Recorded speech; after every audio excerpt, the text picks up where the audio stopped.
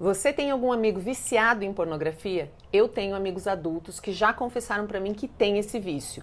E aqui no meu perfil eu já compartilhei com vocês relatos de pessoas que disseram que ficaram viciadas em pornografia desde os 8 ou 9 anos de idade, porque foram expostas a conteúdo pornográfico. Então eu quero recomendar a todo mundo, porque esse vídeo está no YouTube gratuitamente, esse documentário Criado na Pornografia ou Raised on Porn. Por quê? Ele vai mostrar o que a pornografia faz no cérebro humano. E uma das principais violências que são cometidas com crianças nessa era da internet é o acesso a conteúdo inapropriado para a idade delas. Então assiste e me conta o que você achou. Eu vou deixar um trecho aqui na sequência para você ver a vibe do documentário. And so when a young person views pornographic material, they're neurologically now starting to put bricks in this wall of kind of building the structure of what sex means. Adolescent brain is not an adult brain with less experience. It is in a unique place. It is anatomically, physiologically, and biologically different. And what occurs during adolescence is several brain changes that have a purpose. And the purpose is to become very excited about sensation seeking, about rewards, about sex.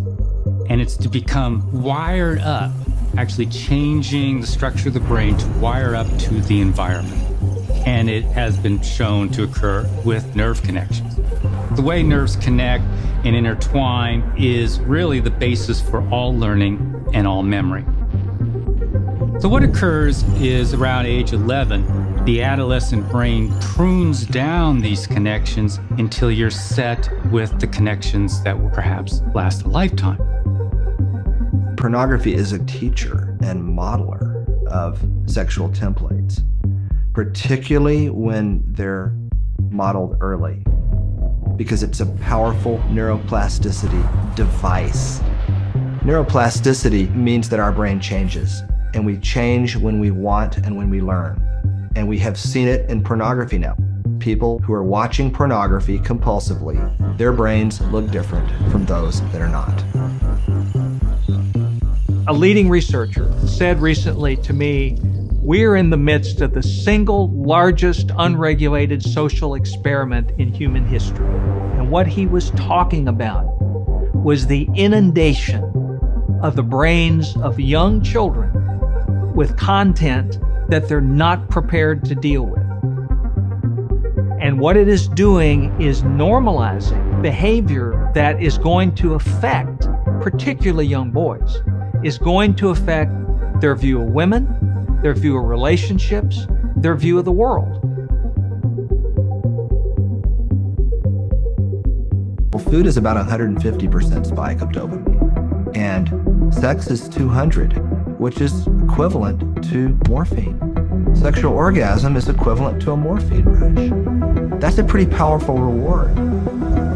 There's also, though, the frontal areas over our forehead, and these are important in judgment and in weighing the pleasure that we want. And so you have these competing areas. You have this dopaminergic drive that says do it, with this frontal break of the brain that says think about it, weigh it. And in a way, they're competing. In young people, those frontal areas aren't fully developed. And so that break isn't there. Our frontal judgment volitional areas aren't developed until we're in our mid to late 20s.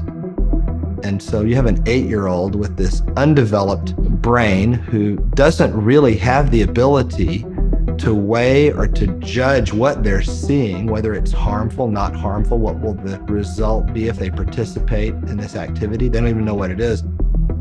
And so when we flood the child's brain with these powerful sexual images, which provide this physical, emotional overload, the child is powerless. It's absolutely impossible for them to resist this kind of stimulus. Now we combine that with a young male who has high hormones and is driven by interest, and then you combine it with the novelty of the internet. So all these qualities are put together and they're matched with our highest natural reward and your gene's #1 job, and that's reproduction. And that's what makes today's high-speed internet porn so enticing.